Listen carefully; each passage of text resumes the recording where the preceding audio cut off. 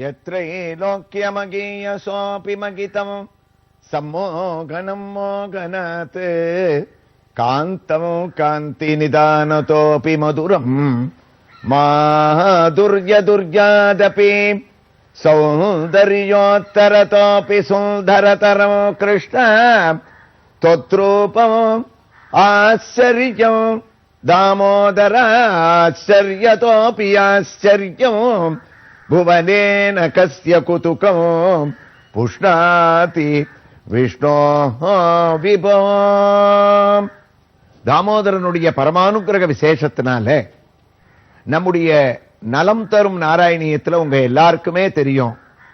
நாராயணியத்தினுடைய ஒரு வைபவங்கள், குருவாயூரப்பனுடைய பெருமைகளை நம்ம கேட்டுக்கொண்டிருக்கக்கூடிய சமயத்தில் இந்த எல்லா விஷயங்களையும் ஏதாவது ஒரு கிருஷ்ணனுடைய திருக்கோயிலிலிருந்து கண்ணனும் நம்மோடு நாராயணியத்தை கேட்குமாறு நாமும் நம்முடைய கண்ணுக்கு திவ்ய தரிசனத்தோடும் காதுக்கு நலம் தரும் நாராயணியமாகவும் நாம இதை அனுபவிச்சுருக்கோம்.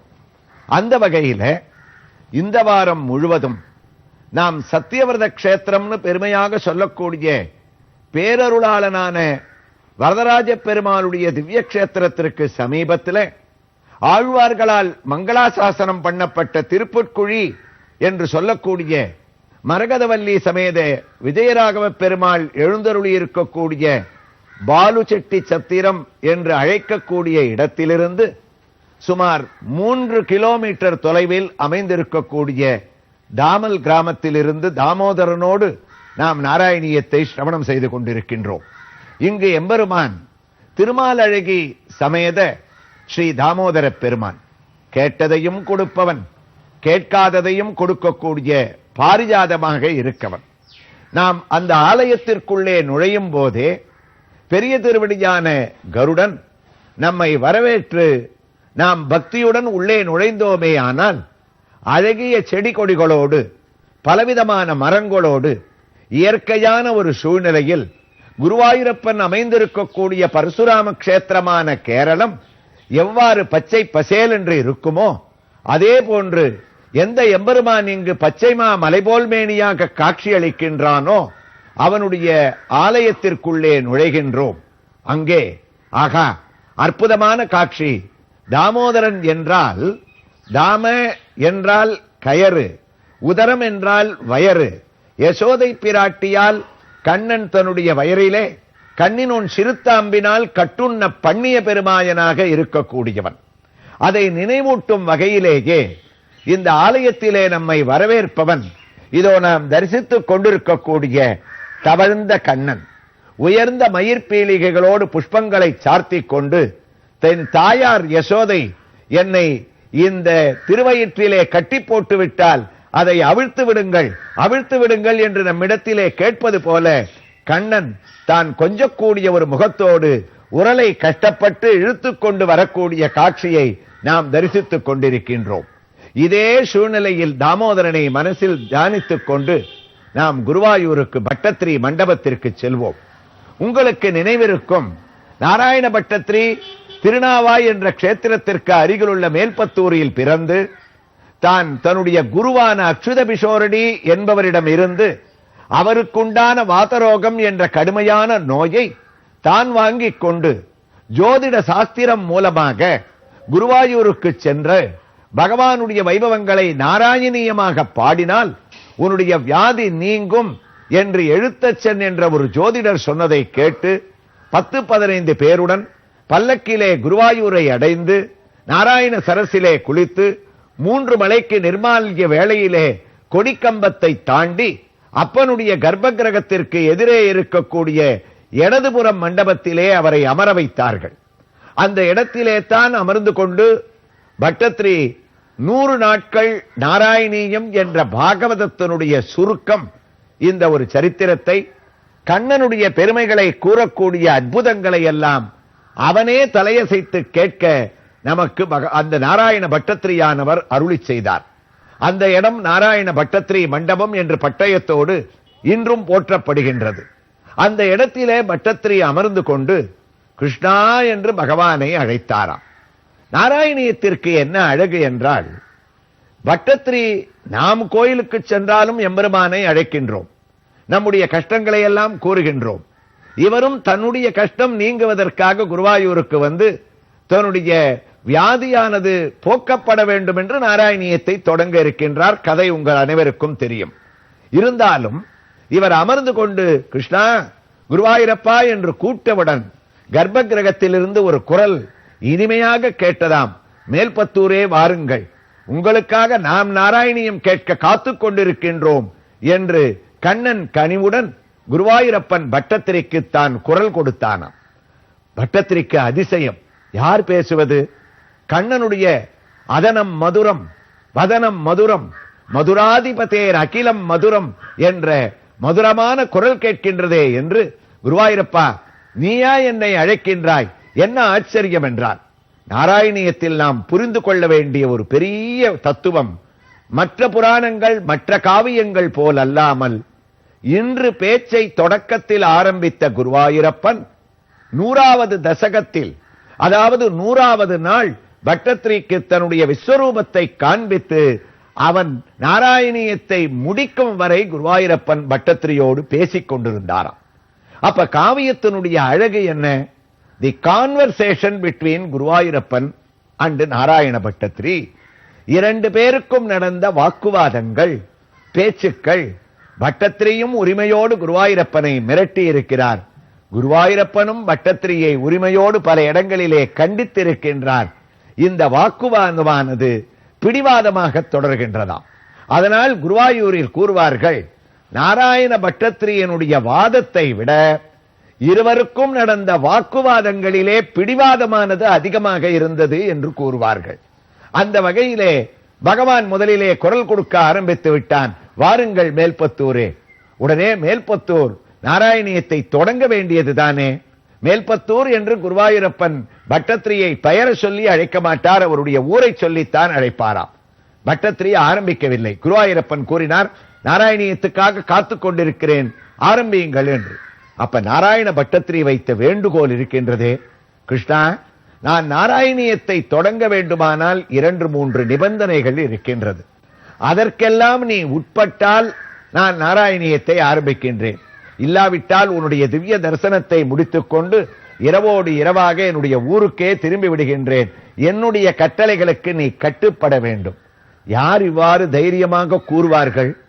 அல்லது யார் கூறினால் நம்முடைய தாமோதரனான கண்ணனை தவிர பணிவோடு யார் கட்டுப்படுவார்கள்? மற்றவர்களாக இருந்தால் கோபம் வந்துவிடும். என்னிடத்திலே நீ சரண்புக வந்தவன், என்னையே மிரட்டுகிறாயா என்று கேட்போம். ஆனால் கண்ணனுடைய கருணை இருக்கின்றதே, குருவாயூரப்பன் உன்னி கிருஷ்ணன் அல்லவா? குழந்தையாக கை கட்டிக் கொண்டு பட்டத்திரியினிடம் தலையை சார்த்தி கேட்டானாம், உன்னுடைய கட்டளை என்ன? குருவாயூரப்பனிடத்திலே பட்டத்திரி தெரிவித்தார், என்னுடைய முதல் நிபந்தனை, இந்த நாராயணியத்தை நான் எழுத வேண்டுமானால் உன்னிடமிருந்து எனக்கு ஒரு சத்திய பிரமாணமானது வர வேண்டும்.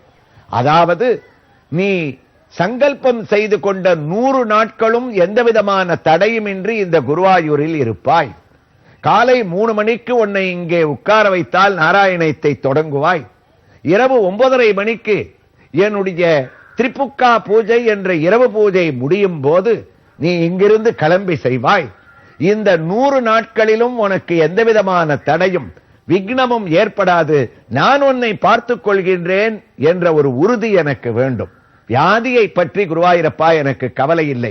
வியாதியை நீ தீர்த்து வைத்தால் வைக்கலாம், வியாதியோடும் நான் ஊருக்கு திரும்பலாம். எனக்கு வேண்டியது நாராயணியம் பாதியில் நிற்கக்கூடாது. கண்ணன் சிரித்துக் கொண்டே கேட்டானாம், அவ்வாறு கூட நான் செய்து விடுவேனா? உன்னை பாதியில் நிறுத்தி விடுவேனா? ஏன் உனக்கு என் பேர் அந்த சந்தேகம்? அப்போது பட்டத்திரி கூறுகின்றார், கண்ணா நீ மாயன், வெறும் மாயம் மட்டுமல்ல மாமாயன். மாயனை மண்ணு வடமதுரை மைந்தரை என்று ஆண்டாள் நாச்சியார் அழைத்தார். ஆக உன்னுடைய கள்ளத்தனம் இருக்கின்றதே, யார் அறிவார் உன்னுடைய மனதை?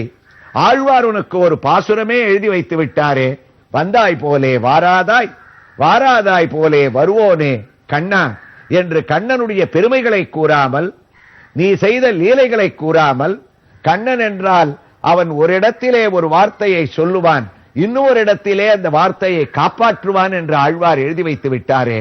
வருவேன் என்று சொல்ல கோபிகைகளிடத்திலே நீ சென்று நிற்க மாட்டாய். அந்த கோபிகைகளை தவிக்க வைத்துவிட்டு ஜெயதி தேதிகம் கிருஷ்ணா ஜன்மனாவிரஜா கிருஷ்ணா ஸ்ரயத இந்திரா கிருஷ்ணா சஸ்வதத்ரகி என்று அவர்கள் உன்னை தேட வைத்து கதற வைப்பாய். அதே நீ தூது போகும் போது விதுரர் நீ வருவாய் என்று எதிர்பார்த்திருக்க மாட்டார். அவர் வீட்டு வாசலிலே நின்று கொண்டு விதுரா எனக்கு பசிக்கிறது, ஆகாரத்தை எடுத்து வா என்று அன்போடு மிரட்டுவாய். ஆக வந்தாய் போலே வாராதவனாகவும் வாராதாய் போலே வருபவனாக இருக்கக்கூடிய கண்ணன், நான் நாராயணியத்தை ஆரம்பிக்கும் போது நீ கள்ளத்தனமாக ஒன்று மனதிலே நினைத்துக் கொண்டிருக்கலாம். ஆரம்பிக்கட்டும், எத்தனை நாள் பாடுகிறார் என்று பார்ப்போம். ஒரு 20-21 நாட்கள் ஆனால் இவருடைய வியாதியை அதிகரித்து பாடாகப்படுத்தி இவரை சோதனை செய்து நாராயணியத்தை தொடர்கின்றாரா இல்லை ஊருக்கே ஓடிவிடுகின்றாரா என்று பார்ப்போம் என்று மாயத்தனத்தால் நீ ஒரு சிந்தனையை வைத்துக் கொண்டால் தயவு செய்து என்னிடத்திலே சொல்லிவிடு, நான் இன்றைக்கே ஊருக்கு கிளம்பி விடுகின்றேன். நான் நாராயணியத்தை நடுவில் நிறுத்தக்கூடாது. கண்ணனுடைய கருணை இருக்கின்றதே. அடுத்த நிமிடமே பட்டத்திரிக்கு உறுதிமொழி அளித்தானாம். மேல்பத்தூர், உங்களுக்கு கவலையே வேண்டாம், 100 நாட்களும் நாராயணியும் எந்தவிதமான தடங்களும் இல்லாமல் இங்கு நிறைவேறும். ஏன் தெரியுமா? உங்களை விட நாராயணியத்தை கேட்க வேண்டும் என்று நான் ஆவலோடு இருக்கின்றேன். நான் ஆசைப்பட்டு உங்களுக்கு வியாதியை வரவழைத்து எழுத்தச்சன் மூலமாக ஜோதிட சாஸ்திரத்தில் குருவாயூருக்கு போ என்று சொல்ல வைத்தவன் நான். எழுத்தச்சன் சொல்லவில்லை. உங்களை இங்கு வரவழைத்து அமர வைத்ததே பாகவத சுருக்கமான நாராயணியத்தை 18,000 ஸ்லோகங்களாலான பாகவதம் என்றும் பழத்தை 1036 ஸ்லோகங்களாலான நாராயணியமாக கேட்க வேண்டும் என்று என்னுடைய ஆசை இருக்கும் போது எவ்வாறு நான் நிறுத்துவேன்? அதனால் எந்தவிதமான தடங்களும் இல்லை. தாராளமாக நீங்கள் நாராயணியத்தை தொடங்கலாம், நான் பார்த்துக் கொள்ளுகின்றேன் என்று குருவாயூரப்பன் உத்தரவு கொடுத்தானாம். பட்டத்திரிக்கு ஆனந்தம். குருவாயூரப்பா, இது போரும் எனக்கு. ஆனால் இன்னும் ஒரே ஒரு நிபந்தனை. நான் நாராயணியத்தை பாடுவதற்காக இங்கு காலை 3 மணிக்கு நீ சிகப்பு கௌபீனத்தோடும் இடது கையில் வாழைப்பழத்தோடும் இருக்கக்கூடிய காட்சியோடு நீ இருக்கும் போது வந்து அமர்வேன். இரவு 9 மணிக்கு உன்னுடைய ஸ்ரீவேலி பிரதட்சணம், அந்த சுற்று வரக்கூடிய உற்சவமூர்த்தியை தரிசித்து வெளியே செல்வேன். இவ்வாறு காலையில் அமர்ந்து இரவு வரை ஒரு நாளைக்கு ஒரு தசகம் என்று எழுதுவேன். தசகம் என்றால் 10 ஸ்லோகங்கள் அல்லது 11 ஸ்லோகங்கள் கொண்ட ஒரு பகுதிக்கு தசகம் என்று பெயர். 10 ஸ்லோகங்கள் அல்லது 11 ஸ்லோகங்கள் கொண்ட தசகத்தை நான் அன்று முழுவதும் எழுதுவேன். எனக்கு வியாதி பீடித்திருப்பதால் இவ்வளவு மெதுவாகத்தான் செல்ல வேண்டும், நாராயணியம் மெதுவாக செல்கின்றதே என்று யாரும் குறைபட்டுக் கொள்ளக்கூடாது என்று வேண்டுகோளை வைத்தாராம். குருவாயூரப்பன், நீ எவ்வளவு விரிவாக சொன்னாலும் நான் கேட்பதற்கு தயாராக இருக்கின்றேன் என்று அருள் செய்தான். பட்டத்திரியினுடைய 2வது கட்டளைத்தான் நமக்கு அதிர்ச்சியை உண்டாக்குகின்றது. குருவாயூரப்பா, தினமும் நான் இந்த தசகத்தில் ஒவ்வொரு ஸ்லோகமும், அதாவது ஒவ்வொரு பாட்டும் முடித்த பின்பு உன்னை நிமிர்ந்து பார்ப்பேன். கர்ப்ப கிரகத்தில் இருந்து கண்ணனான நீ நான் எழுதிய அந்த சரித்திரம், அந்த கதை, அந்த ஸ்லோகம் உண்மைதான் என்று நீ தலையை அசைத்து எனக்கு அங்கீகாரம் கொடுக்க வேண்டும். அவ்வாறு தலையசைத்தால் நாராயணியம் எழுதுகிறேன், இல்லாவிட்டால் கிளம்புகிறேன் என்று சொன்னாலாம். கண்ணன் தலையசைத்தானா, பட்டத்திரியினுடைய வேண்டுகோளை ஏற்றுக்கொண்டானா என்பதை நாளை தாமோதர பெருமாளுடைய உற்சவமூர்த்தியின் திவ்ய தரிசனத்தோடு நாம் அனுபவிப்போம்.